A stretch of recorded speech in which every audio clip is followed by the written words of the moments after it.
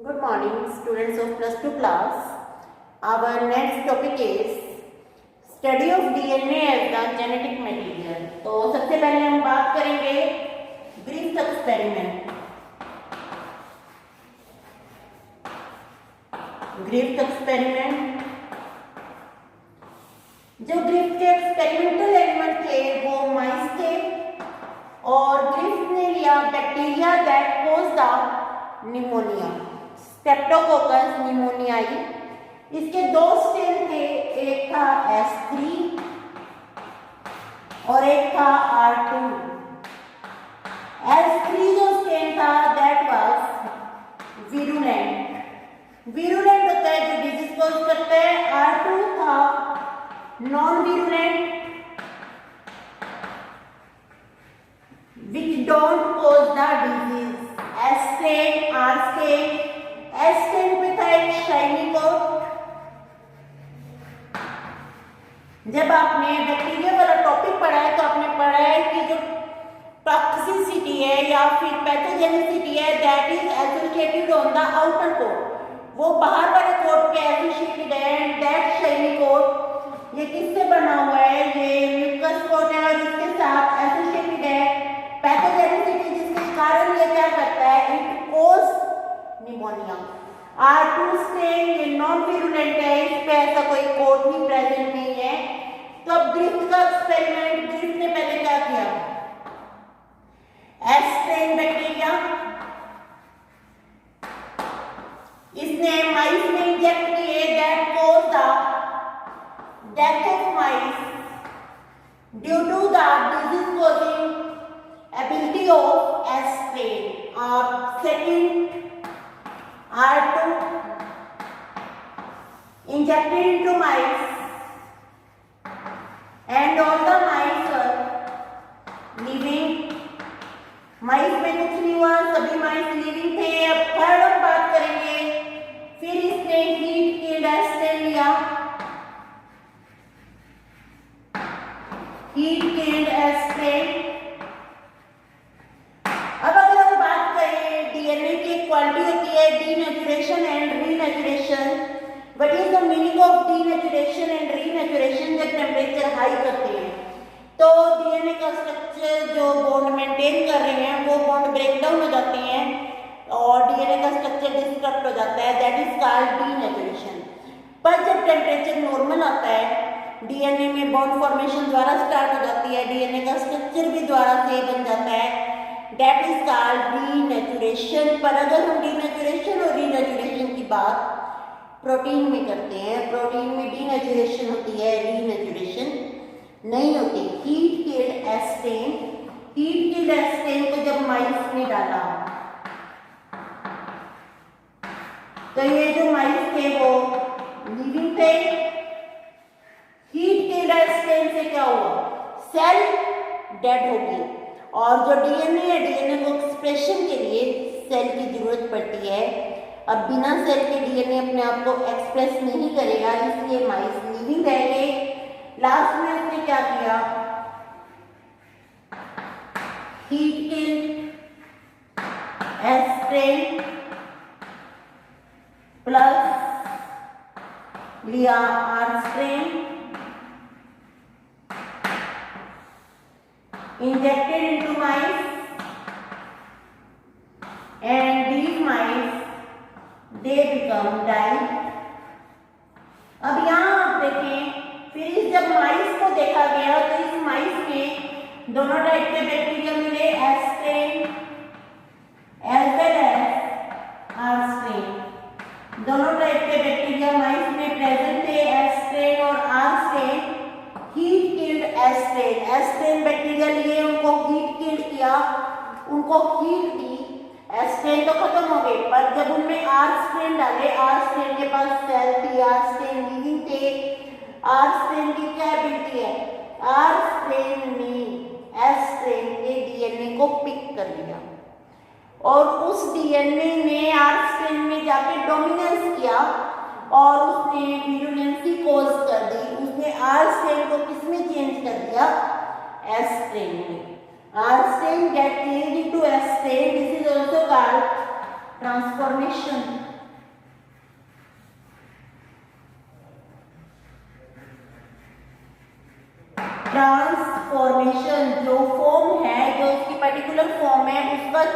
हो जाना, that is called transformation, change of form. What is transformation? When one bacteria take the DNA of other bacteria or DNA from the environment and incorporate that DNA into its body, and now the new DNA govern the all the processes of that bacteria. This is called the transformation, and in this transformation R strain get changed into S strain. अब जो ग्रिफ्ट था, ग्रिफ्ट को नहीं पता था कि ये DNA के कारण हुआ। ग्रिफ्ट ने बोला ट्रांसफॉर्मिंग प्रिंसिपल, ग्रिफ्ट ने एक वर्ड यूज किया कि there is some transforming principle. एक ट्रांसफॉर्मिंग प्रिंसिपल है जो एक बैक्टीरिया से दूसरे बैक्टीरिया में जा रहा है और उसके कारण माइस डाई हो जाती है, माइस की डेथ हो जाती है। तो नेक्स्ट है हमारा to analyse the chemical nature of this transforming principle. तो एवेरी, मैक्लियोड, मैककार्थी, ये तीन साइंटिस्ट थे जिन्होंने ट्रांसफॉर्मिंग प्रिंसिपल की बायोकेमिकल नेचर पे वर्क किया to determine the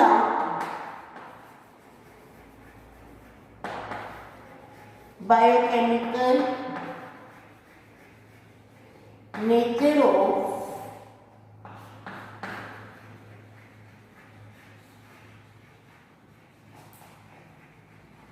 transforming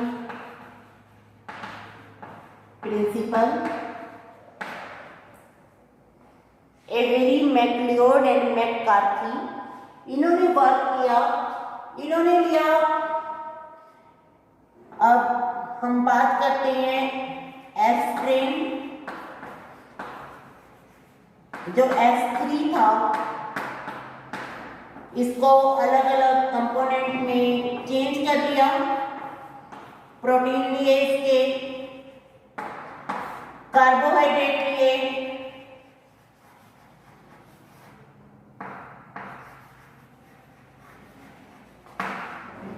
RNA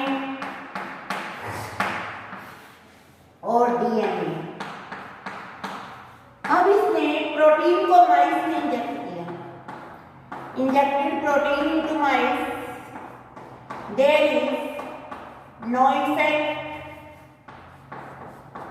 carbohydrate into mice, there is no effect, RNA into mice, no effect। फिर DNA plus DNase, ये क्या होता है? एंजाइम होता है, माइस में डाला,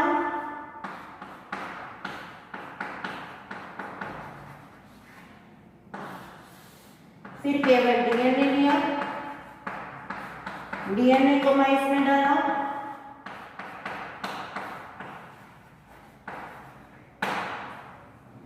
तो यहाँ ये तो ठीक है कि protein they are not the genetic material, carbohydrate are not the genetic material, RNA is not the genetic material here, DNA plus DNA क्या है बेटा? एंजाइम है जो कि डीएनए को डाइजेस्ट कर जाता है, इसलिए माइस लिविंग है।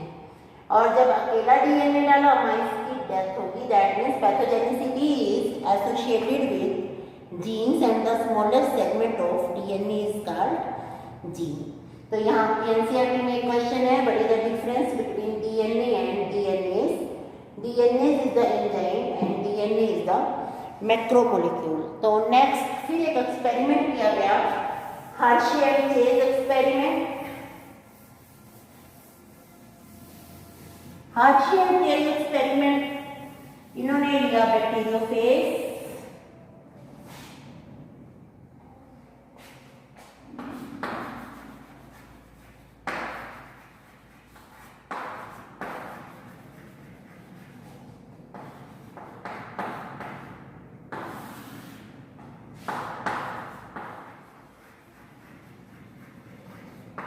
बैक्टीरियोफेज आपको पता ही है, bacteriophage which feed on the bacteria, these are the parasite on the bacteria। Bacteriophage T2 लिया, और इसको 2 कल्चर मीडिया में रखा। एक बैक्टीरियोफेज के साथ रेडियो एक्टिव सल्फर एसोसिएट कर दिया और एक के साथ रेडियो एक्टिव फॉस्फोरस। अब यहाँ सल्फर और फॉस्फोरस ही क्यों लिया? क्योंकि ऐसे एलिमेंट लिए सल्फर केवल प्रोटीन में होता है, डीएनए में नहीं होता, और phosphorus it is present in the form of phosphate in DNA, not in protein. अब बैक्टीरियोफेज इज द वायरस, और वायरस का स्ट्रक्चर आपको पता है, वायरस के अंदर जेनेटिक मटेरियल होता है, genetic material is covered by protein coat. तो 2 टाइप के बैक्टीरियोफेज तैयार हुए, एक बैक्टीरियोफेज में सल्फर रेडियोएक्टिव था और दूसरे में फॉस्फोरस रेडियोएक्टिव था। अब इन बैक्टीरियोफेज को पर्टिकुलर बैक्टीरिया के ऊपर, जिनके ऊपर पैरासाइट होते हैं, उनके ऊपर डाला गया।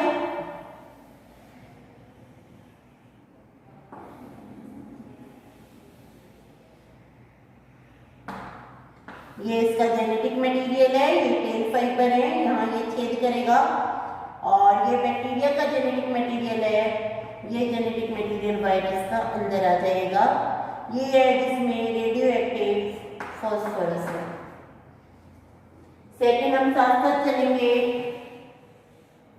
इन्होंने 2 एक्सपेरिमेंट रन किए।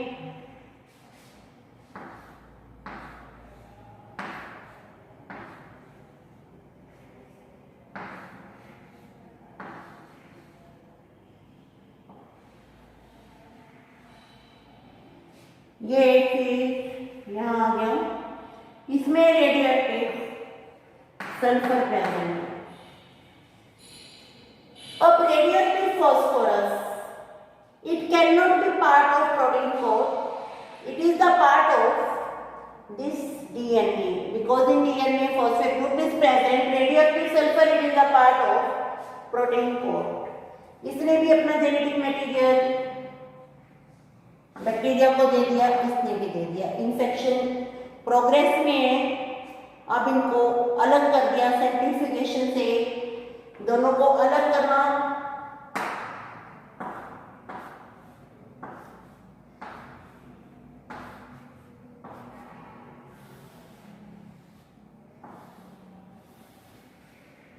सेम साइज रखना है आपने।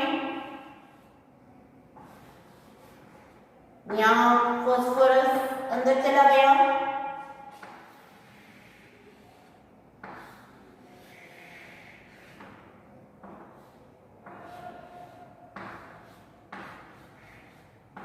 इस केस में सल्फर बाहर ही रहा।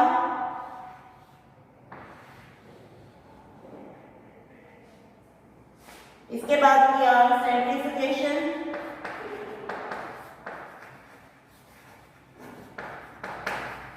सेंट्रीफ्यूगेशन से this is experiment number 1, this is experiment number 2। Centrifugation से हमें क्या मिलेगा? एक तो हमें मिलेगा रेसिड्यू जो नीचे बैठ गया, एक हमें मिलेगा सुपरनेटेंट। सुपरनेटेंट में हमें प्रोटीन कोड मिलेगा। यहाँ भी सुपरनेटेंट कहीं भी होगा, प्रोटीन कोड मिलेगा, क्योंकि प्रोटीन लाइट वेट है कंपेयर टू डीएनए। तो एक्सपेरिमेंट नंबर 1 में क्या देखा गया कि जो रेडियो एक्टिविटी है that is associated with this residue, और सुपरनेटेंट में जो प्रोटीन कोड है इनसे कोई भी रेडियो एक्टिविटी एसोसिएटेड नहीं है।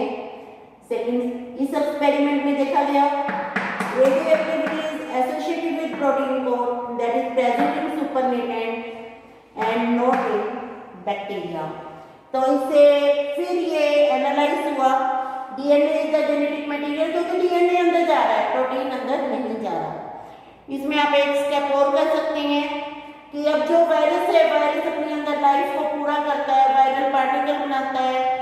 जो वायरल पार्टिकल आएंगे, radioactivity is associated with their DNA, but in this case as the protein code is found outside, और डीएनए क्या बनाएगा? डीएनए और प्रोटीन कोड बनाएगा। वो प्रोटीन कोड में रेडियो एक्टिविटी एसोसिएटेड नहीं होगी, क्योंकि जो प्रोटीन कोड जिसमें रेडियो एक्टिविटी एसोसिएटेड थी वो तो बाहर ही रह गए।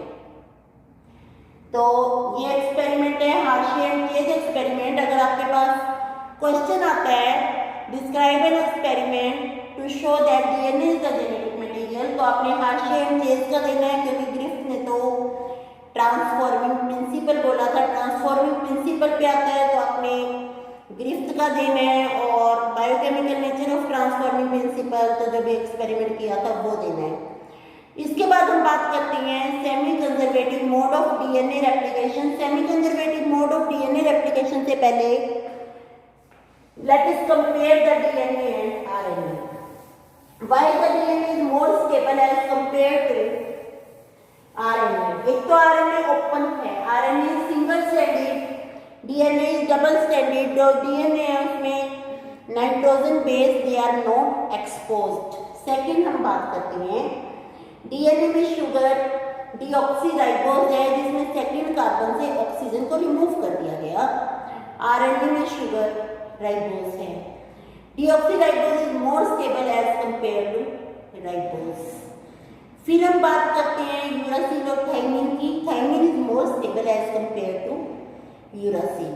फिर हम हीट की बात करते हैं कि जो डीएनए है that can tolerate the heat, क्योंकि हमने ग्रिफ्थ के एक्सपेरिमेंट में देखा जब हीट किल्ड भी कर दिया, उसके बाद भी जब हमने heat killed plus rough strain को माइस में इंजेक्ट किया तो उसमें से हमें दोनों टाइप के बैक्टीरिया मिले, that is the smooth strain as well as rough strain. तो इसका मतलब DNA can tolerate the heat. फिर हम एंजाइम की बात करते हैं। डीएनए कभी भी कैटालिस्ट की तरह काम नहीं करेगा। फिर RNA riboenzyme that is made up of 23S rRNA and 28S rRNA. RNA act as catalyst, so RNA is not stable. अगर इंफॉर्मेशन को स्टोर रखना है then DNA is very stable.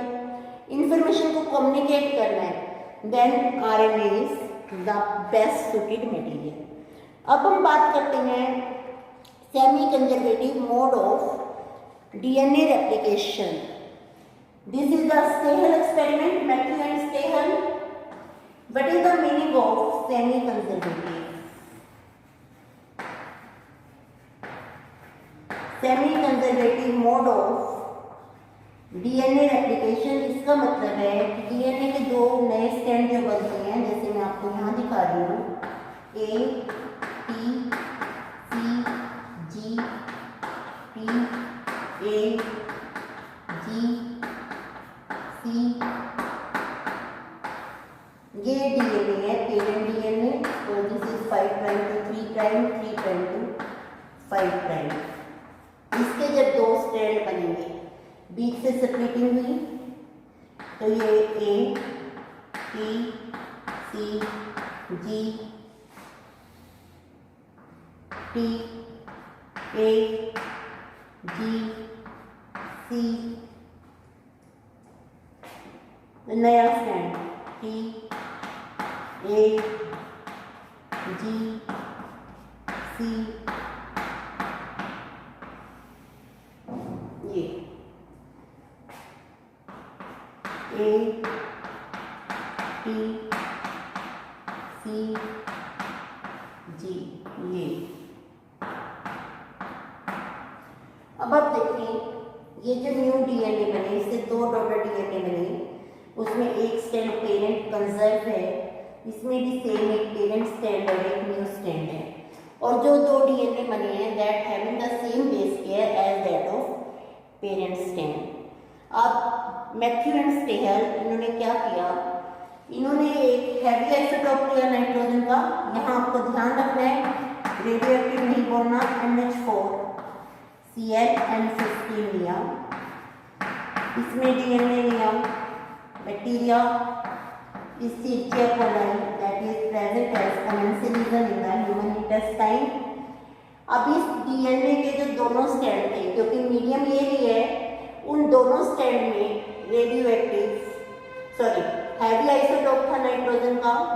अब उस डीएनए को इन्होंने नॉर्मल मीडियम में लिया, डीएनए नहीं हम बैक्टीरिया की बात करेंगे, ई कोलाई को नॉर्मल मीडियम में लिया जिसमें N14 प्रेजेंट था, और ई कोलाई का जो जनरेशन टाइम है that is 20 minute. Her 20 minute के बाद डीएनए देखा। अब हम देखते हैं इन्होंने कैसे एक्सपेरिमेंट किया। सपोज ये जो ब्लू कलर है ये इंडिकेट कर रहा है N15, हम डीएनए की बात कर रहे हैं जो कि ई कोलाई में प्रेजेंट है आफ्टर 20 मिनट। 20 मिनट्स के बाद अब आप देखें एक स्टैंड वही है, दूसरा स्टैंड भी वही है, ये N14 आ गया क्योंकि मीडियम N14 वाला लिया, N15, N14, N14, N15. This is semi-conservation. After 20 minutes, there is formation of two DNA molecule, and these two DNA molecules they are hybrid having the N15 and N14, and you can say there is formation of 4 strands, and these 4 strands 2 are N15, 2 are N14. अब हम बात करते हैं after 40 minutes. 40 minute में अब इस stand से देखो बेटा क्या बनेगा, N15, N14, इस स्टैंड से N14, N14, इस स्टैंड से N14, N14, इस स्टैंड से N15, N14. अब देखो after 40 minute there is formation of 4 DNA. Out of this 4 DNA 2 are hybrid, 2 are normal. अब हम बात करते हैं आफ्टर 60 मिनट। पहले इस स्टैंड की बात करें, इस स्टैंड से ये बनेगा। अब इसके हम सेकेंड स्टैंड की बात करते हैं, इसकी बात करते हैं, इसके दोनों स्टैंड से ऐसे बनेगा। अब हम बात करते हैं इसके दोनों स्टैंड की, ऐसे बनेगा। अब हम बात करते हैं इसके दोनों स्टैंड की, ब्लू स्टैंड से ऐसे बनेगा और दूसरे स्टैंड से ऐसे बनेगा। 4 DNA बनेगा, 8 बनेंगे, 1 2 3 4 5 6 7 8, जिसमें 2 हाइब्रिड है और 6 नॉर्मल है। स्टैंड की बात करें, स्टैंड 16 बनेंगे। Out of 16 14 are normal and 2 are having the N15। Normal तो वो भी हैं पर वो इन्होंने एक्सपेरिमेंटल लिए थे। तो this is the generation time 20 minutes. तो हर एक से क्या पता लगता है, हर एक से ये पता लग रहा है कि DNA replication is semi conservative, it is a semi conservative mode of DNA replication. तो नेक्स्ट लेक्चर में हम करेंगे डीएनए रेप्लिकेशन। Thank you.